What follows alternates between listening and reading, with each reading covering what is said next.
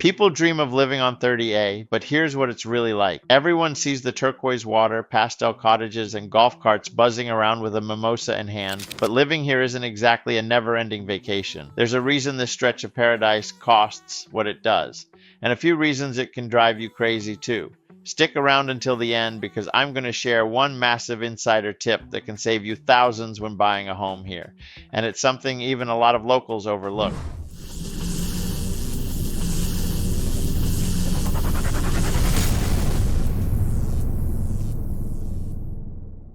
What's up, everyone? It's Danny Wheels Margliano with World Impact Real Estate, DestinedPropertyExpert.com, and StayTimeVacations.com. My wife Michelle and I live and work right here along the Emerald Coast, from 30A to Destin, Miramar Beach, and Freeport. We've been helping families, retirees, and remote workers move here for years. And believe me, we've seen every side of 30A life. So let's jump into it. The real pros and cons of living on 30A. Pro number one, the beaches and scenery. Let's start with the obvious. This place is stunning. The sugar white sand and emerald water are world class, and you'll find Instagram worthy everywhere you go. From Dune Island to Inlet Beach, you've got about 26 miles of coastline that easily competes with the Caribbean. The sunsets, unreal. Every single evening feels like nature's encore. If you love being outside, paddleboarding on Western Lake, biking the Timpucci Trail, or grabbing a kayak at Grayton Beach State Park, this is your playground. But it's not just natural beauty, it's curated beauty. 30A communities are designed to look perfect. Seaside and Watercolor have that charming, almost movie set vibe. Every fence is white, every porch has the same soft coastal palette, and the landscaping is flawless. It's not an accident. It has strict HOA design guidelines.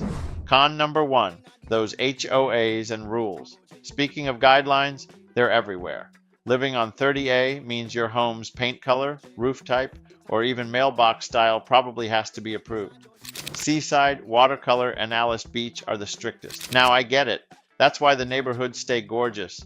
But for full-time residents, it can feel like your creativity is living in a box. And HOA dues, they're not too bad. Expect anywhere from $600 to $1,000 a quarter in most beach communities, and that can climb higher in luxury neighborhoods like Alice Beach or The Retreat. Still, you're paying for perfection. Community pools, beach access, security, landscaping, all those little luxuries that keep property values high. Pro number two, community and lifestyle. Life on 30A has a rhythm you won't find anywhere else. Morning coffee at Amavida in Seaside, Farmers Market in Rosemary Beach, Taco Tuesday at Cowgirl Kitchen, sunset wine on Grayton Beach or Bud and Alley's. It's like someone designed a small town life straight out of a travel magazine. It's also a mix of people, remote workers, creatives, artists, entrepreneurs, and families. Everyone has a story of how they ended up here. The vibe is relaxed but ambitious. If you're raising kids, it's an incredible environment. Small class sizes, safe neighborhoods, and a genuine sense of community. Con number two, the cost of living. Let's talk numbers. As of 2025, the median home price along 30A hovers around $1.6 million. Condos average between $750,000 and $1 million. Even older beach cottages rarely dip under $900,000. If you're north of Highway 98, places like Point Washington or Watersound Origins, homes start closer to $600,000 to $900,000, and you still get that 30A proximity without beachfront pricing. Groceries and utilities, about 10 to 15% higher than the national average. Gas is slightly more expensive. Insurance is a big one. Homes in flood zone AE or near the water can run $10,000 to $15,000 a year. So yes, paradise has a price tag. PRO number three, walkability and design. One of 30A's greatest features is how walkable and bike-friendly it is. In Seaside and Watercolor, you can walk to restaurants, shops, and the beach within minutes. Grayton's trails connect neighborhoods to beach accesses and state parks. And the Timpucci Trail, or otherwise known as the 30A bike path, is 18 miles of pure bliss for biking, jogging, or golf carts, and it runs the entire length of 30A. Con number three, traffic and tourism. Here's the part no brochure tells you. In summer, 30A turns into I-95 with flip-flops. Tourists pour in from all over the country, and what's normally a 10-minute drive can turn into 40. Locals joke that there's beach season and then hiding season. You'll find yourself planning errands early in the morning or after dark. Pro tip: live north of 30A in places like Point Washington, Driftwood Estates, Watersound Origins, or in any small neighborhood north of Highway 98. These places are a perfect way to be close to the beach and pay half the price. You will find more community in these neighborhoods, but the con is that you can't do short-term rentals in these areas. So depending if you're wanting a vacation home that you can rent when you're not using it, just a second home, or living here full-time. If you want to breathe in summer but still be near the beach, homes north at 98 may be right for you. Let's break down some of these communities on 30A. Seaside, the original new urbanist community. Charming architecture, pastel homes, and that iconic white pavilion. Family friendly, insanely walkable, and honestly, it looks like it came off a postcard. Watercolor, right next door. Larger homes, more privacy, and a ton of amenities.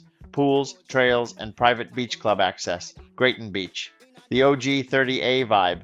It's funky, artsy, less rules, loves dogs, and more sand. Homes are from the $800,000 to multi-million beachfront properties. Blue Mountain Beach. More elevation, great views, and a quieter crowd. Do you want one to miss the Blue Mountain Beach Creamery for the best ice cream you've ever has? Your favorite local restaurant will be the Cowgirl Kitchen or Redfish Taco. Seagrove Beach. Classic Central 30A, mix of old cottages and luxury rebuilds. Its close proximity to Seaside and watercolor make it very popular. Alice Beach, luxury perfection. Every home is white stucco, Mediterranean inspired, and custom built. Inlet Beach, closest to Panama City Beach. Newer construction, growing fast, and slightly more affordable. PRO number 4, investment stability. Even though this isn't about rentals, it's worth noting. Property values along 30A rarely fall as much as other areas in the country. The demand here isn't just investors, it's lifestyle buyers who see this as their forever escape. Con number 4, weather and maintenance. Salt air is brutal, roofs, doors, and windows take a beating. You'll feel like they're melting in the summer heat. At the closer to the beach you are, the more relief you get. The afternoon sea breeze is a saving grace. Of course, there's hurricane prep. Most locals have generators, flood insurance, and a solid plan. PRO number 5, small town feel. There's something magical about knowing your barista, seeing your neighbor on the beach, and running into half your friends at the 30A Farmers Market or when grocery shopping at Publix. Con number 5, limited big city amenities. No Costco, no Apple Store, and limited hospital options. You'll drive to Destin or Panama City for most major shopping or healthcare. Let's wrap things up. Here's the truth. Living on 30A is like living in a dream that occasionally hits you with reality. It's beautiful, safe, and inspiring. But it's also pricey, busy in summer, and sometimes a little too curated. If you're ready to find your place here on the Emerald Coast, call, text, or email me. My wife Michelle and I would love to help you find your perfect spot in 30A or anywhere along the coast. Hit like, subscribe, and drop a comment. Tell me your favorite 30A community and why.